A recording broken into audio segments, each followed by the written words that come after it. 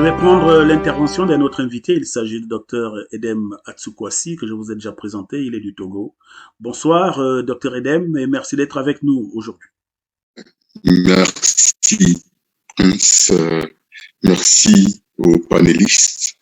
Je voudrais, par rapport à l'intervention de mon frère Jacques, qui est en même temps le chargé à la communication de l'Organisation panafricaine de souveraineté que nous partageons ensemble, relever que ce dont il parle par rapport à l'Afrique du Sud, c'est le référendum d'initiative populaire, qui est souvent mis en avant dans les pays qui consacrent la démocratie directe, mais même dans des dictatures comme celle du Togo,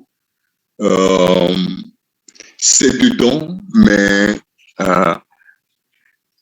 faut-il encore qu'il y ait suffisamment de patriotes courageux, vertueux pour recourir à cette voie, surtout dans des pays qui ont connu plusieurs décennies de dictatures multidécennales, comme le Gabon. Moi, je pense qu'il y a une grave question éthique au Gabon. Là, en tant que ministre des Affaires étrangères et conseiller stratégique de l'ONS, je le dis parce que l'Organisation panafricaine de souveraineté vise l'intégration continentale au niveau des peuples, et dans cette perspective, notre premier souci est la souveraineté intégrale des peuples d'Afrique. Et je pense que le peuple gabonais s'attend à une souveraineté intégrale. Et c'est aux politiques gabonais, si tant est qu'il y a encore un minimum de vertu, d'éthique, d'exiger, parce que en termes de management, une équipe qui a fait naufrage, on ne peut pas reconduire la même équipe. Ce n'est pas possible. C'est une question éthique. Ne pas soulever ce biais, c'est de l'hypocrisie, c'est de l'irresponsabilité. Et le Gabon, Oligui, ne prend pas un bon chemin. Quand on sait que lui-même... Vous parlez avec la réapparition des figures... Tout à fait, tout à fait. De l'ancien régime. Tout à fait. On ne va pas faire la chasse aux sorcières, mais avant qu'il y ait des choses de ce genre, il faut qu'il y ait un bilan, un audit, un état des lieux. Là, on voit que on passe par-dessus les crimes. Ça n'augure rien de bon, parce que toute action politique doit être aussi une leçon de vie aux générations présentes et à venir. Là, Oligui donne un très mauvais exemple. Et c'est à la classe politique gabonaise, parce que même si les citoyens lambda ont envie de porter leur voix haute, c'est à la classe politique gabonaise d'avoir le souci de tout le peuple, de la souveraineté intégrale du pays, porter haut ce débat que vous faites ce soir. Comme l'a dit José Baird, c'est déjà un pas, mais il est insuffisant. Il faut que la classe politique gabonaise donne le ton. Et quand vous allez commencer que ça va sur, les populations vont s'appuyer de ça. Nous, l'Organisation panafricaine de souveraineté, déjà avec le vote qui donnait l'avance à Ondossa, nous avons exigé que la souveraineté du peuple gabonais soit respecté. Malheureusement, il y a eu ce coup d'État face auquel, des gens ont jubilé, on était sceptiques, mais les premiers pas du général Oligui ne sont pas convaincants en termes d'éthique, en termes des aspirations légitimes des peuples, en ce moment sous tous les cieux, où c'est le vœu ardent de souveraineté intégrale. Donc, je pense que c'est avant tout aux Gabonais, mais il est clair que tous les panafricains, tous ceux qui ont le souci de voir l'Afrique sortir du bourbier dans lequel l'élite africaine s'est compromise avec les prédateurs de la mafia internationale, nous devons sortir l'Afrique en empruntant d'autres voies. Merci pour votre contribution, docteur Edem, et aussi pour avoir accepté d'être des nôtres. Cette fois encore, vous venez d'évoquer là un aspect de notre rencontre de ce jour. Et je vais me tourner tout de suite vers vous, José. Pensez-vous que la succession des événements depuis le 30 août dernier nous permet vraiment de dire que nous sommes dans une logique de rupture avec l'ancien régime? Sans entrer dans ce que tout le monde connaît, c'est-à-dire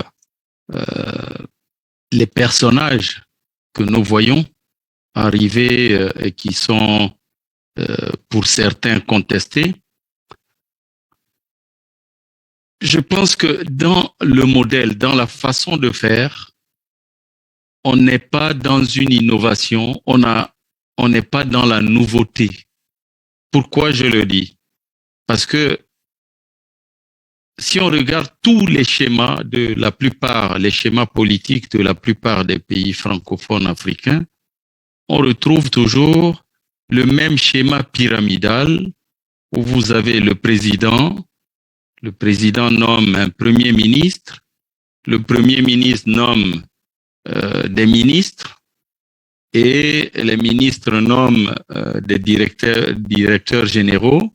On fait cela à la capitale et puis après, on essaie de faire de la décentralisation qui est plus de la déconcentration dans les pays francophones vers l'intérieur, les provinces, les départements et autres.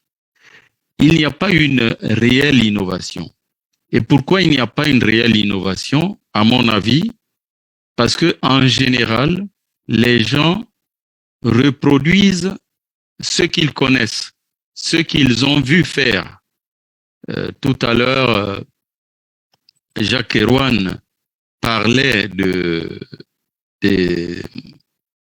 pétitions en Afrique du Sud. C'est un élément dont je parle pour ceux qui suivent ce que je fais au niveau associatif, les conférences que j'ai faites sur la fédéralitude, la gouvernance bienveillante. Je décris un autre modèle dans lequel on commence par, en fait, l'exécutif n'est plus dans un schéma pyramidal, mais dans un schéma de collaboration, de coopération à travers un directoire, un collège, et ce collège est constitué, dans le cas du Gabon, on pourrait le constituer de 9 ministres, qui ont eu une certaine légitimité du peuple parce qu'au préalable, ils doivent avoir été élus soit comme députés, soit comme sénateurs.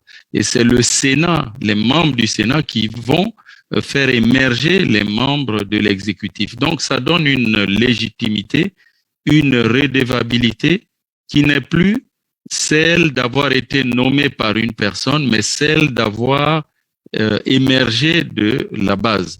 Donc, attendez, monsieur Baird, on va aller pas à pas. 9 ministres, pourquoi 9? À cause des 9 provinces? Alors, oui, parce que il faut souvent garder l'inconscient collectif lorsqu'on fait certaines transformations. 9 ministres, c'est un chiffre qui me paraît, d'abord, dans ceux qui font de la numérologie, il y a des chiffres clés, le 3, la création, le 7, l'organisation, et on a le 9 qui reflète aussi une certaine maturité. En plus, il a un avantage, c'est que on reste toujours dans un chiffre, on n'est pas dans deux chiffres, c'est-à-dire 10 ou 11, on est dans un chiffre et c'est un chiffre impair. Alors, vu la taille du Gabon et quand on voit le nombre de ministères que à chaque fois on est obligé de recréer, il y a même une déperdition dans la méthodologie, dans l'efficacité, dans l'efficience, parce que chacun qui vient au pouvoir essaie de recréer un ministère et avec de nouveaux process, avec de nouvelles directions, avec de nouveaux intitulés. Donc, 9 pour moi, ça paraît quelque chose de gérable parce qu'avec 9, on peut tout traiter dans un pays. Alors, quels seraient ces ministères? Au niveau de l'État central, ce serait tout ce qui est régalien. Donc, il y a la défense, il y a l'intérieur, il y a l'intérieur et la sécurité, il y a les affaires étrangères, l'immigration, l'énergie, donc tout ce qui est vraiment stratégique. Concerne la puissance publique. Voilà, quoi. Voilà, la puissance publique. L'indépendance de l'État. L'indépendance de l'État. Exactement, mais avec une influence sur tout le territoire. Je veux dire, quand on assure la défense du Gabon, on ne l'assure pas qu'à Libreville. C'est un sujet qui concerne tout le territoire. Quand on parle de la politique énergétique, ça doit être quelque chose de global. Donc, pareil, la sécurité intérieure, donc le ministère de l'Intérieur, l'immigration, tous ces sujets, les affaires étrangères, c'est des choses qui se font avec comme interface Gabon. Ça, c'est au niveau de l'État central. Et ensuite, moi, ce que je vois pour un pays comme le Gabon, de 267 667 km², l'échelon de la province, il y a 9 provinces. Donc, si on fait un calcul à la louche, 267 000 km² divisé par 9, on se retrouve à des territoires de 30 000 km², c'est l'équivalent de la Belgique. Deux choses. On aurait donc l'État central qui déléguerait cette fois de réelles compétences locales au département. Donc tout ce et plus aux provinces. Et plus aux provinces. La province disparaît. Mais on a les départements qui, elles, vont travailler au jour le jour en s'appuyant sur une autre entité un peu plus petite, plus à l'échelle encore humaine, c'est la commune. Les communes, elles peuvent être rurales ou elles peuvent être urbaines. Là, on parle de villes. Donc, ce seraient les communes. Du coup, le Gabon n'aurait plus que deux échelons. Le pouvoir central, basé à Libreville, et le pouvoir local qui quadrillerait tout le Gabon à travers les 49 départements. Du coup, la communication, elle se ferait sans intermédiaire, sans des gouverneurs, des préfets et tout ça, directement entre le local et le central pour tout ce qui est vote des budgets, programmation du développement territorial, etc. Et le pouvoir central, lui, n'interviendrait que sur de grands projets qui dépassent la taille des départements, comme on l'a vu à l'époque, le transgabonais, si on veut faire une route nationale gabonaise ou des routes nationales. Juste à titre de rappel, permettez-moi, mon cher José, puisque nous l'avons déjà évoqué tous les deux, de dire que vous vous situez dans une logique où il faut considérer que les militaires ont créé un événement qui place le peuple gabonais devant une page blanche de leur histoire, au lieu donc d'observer une attitude attentiste qui consiste à dire que les militaires ont fait le coup d'État, ils vont arranger le pays, il faut que les Gabonais se saisissent de cette opportunité, de cette occasion pour s'investir en masse dans la refondation des institutions de la République, et ceci avec des propositions concrètes qui devraient être versées sur la table de ce qui assure la transition. Comme disait Mandela, tout ce qui est fait pour nous sans nous est fait contre nous. L'euphorie des Gabonais, une fois de plus, suite à la chute de Ali Bongo, surtout cette tendance à dire que les militaires savent ce qu'ils font, on n'a qu'à les laisser travailler. C'est quelque chose qui est propre à éloigner les Gabonais de la conscience que leur pays, c'est maintenant que leur pays a réellement, mais alors là, réellement besoin d'eux. C'était exactement ça. Et donc, en fait, c'est là où j'attends la diaspora, parce que nous avons vu que les diasporas aujourd'hui constituent de véritables contrepoids. Durant le dernier, je dirais même, les 2 derniers mandats d'Ali Bongo, c'était devenu difficile pour lui de venir dans un pays comme la France parce que il y avait un différend non résolu entre lui et la diaspora. On l'a vu pour Biya récemment, le président du Cameroun, qui voulait fêter son anniversaire quelque part ici en Île-de-France. Et la diaspora était tout saccagée à la salle de fête et finalement, il n'y a pas eu d'anniversaire. On l'a vu avec, là récemment, tiens, avec Macky Sall. Macky Sall, vous voyez, au Sénégal ou aux États-Unis, on a vu des Sénégalais envahir vraiment des rues entières au point que les militaires, les soldats, les policiers américains étaient débordés. Donc, c'est un véritable contre-pouvoir aujourd'hui. Mais cette diaspora, elle doit être aussi force de proposition.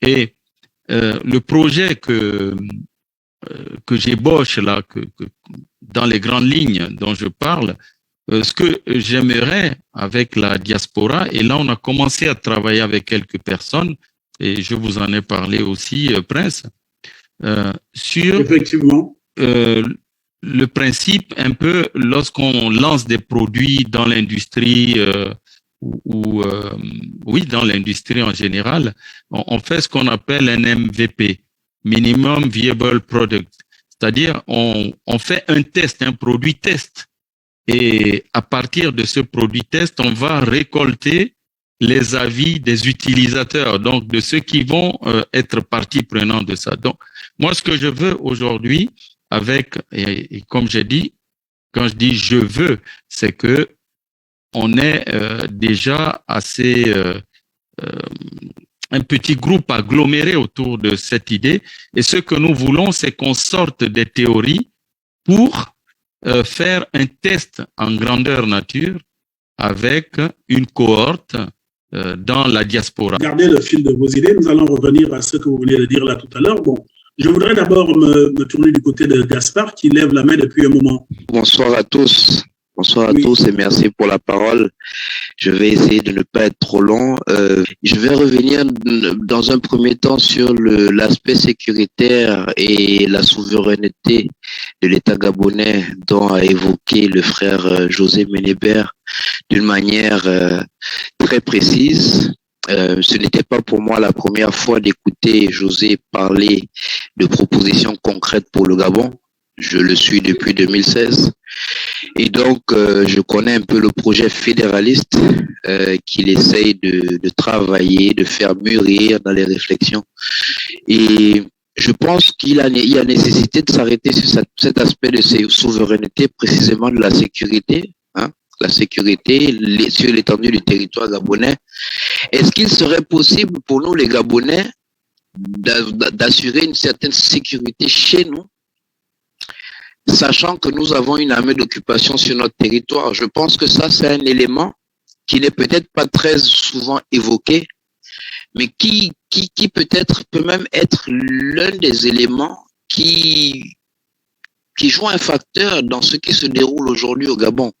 Nous savons que les armées d'occupation ne datent pas d'aujourd'hui et qu'elles ont toujours eu des rôles et des missions bien précises. Et nous avons pu observer dans certains pays que lorsque certains dirigeants essayaient de prendre certaines directions, ces armées-là jouaient un rôle aussi pour recadrer les choses ou même pour servir de force de dissuasion. Aujourd'hui, dans la situation dans laquelle nous sommes au Gabon, la feuille vierge dont Prince parlait tout à l'heure, c'est la refondation du Gabon. On parle de l'autre côté en Afrique de l'Ouest, au Mali, au Burkina, de refondation également. Et donc, c'est une nécessité qui est bien africaine et panafricaine, je dirais. Nous en avons besoin. Et donc, il y a quelques possibilités, vu ce qui se passe au Gabon, de pouvoir faire des propositions. Je l'ai remarqué, il y a d'ailleurs ces derniers temps, du côté de la diaspora, il y a quelques échos qui disent qu'il y avait des propositions à faire, à envoyer au Gabon concernant les quelques noms proposés pour le Sénat gabonais. Ça, c'est un élément, par exemple, qui permettrait d'avoir des personnes sur place qui pourraient servir d'outils pour pouvoir déposer des propositions concrètes et directes et surtout travailler en symbiose, en synchronisation. Le petit bémol là-dedans, c'est que ça aurait été quelque chose de très inclusif. On aurait pu, le fait de ne pas gagner en inclusivité dans une telle action où aujourd'hui nous avons l'opportunité de changer les choses au Gabon, ça peut jouer un défaut dans l'harmonisation des forces pour que nous puissions parvenir à quelque chose. Et aussi, il faut dire que le coup d'État est certes, il est certes passé. J'ai aussi écouté José dire que c'est ce même peuple-là qui aujourd'hui court après les militaires qui peut avoir une autre posture demain. En effet, l'évolution des choses nous montre ces aspects-là.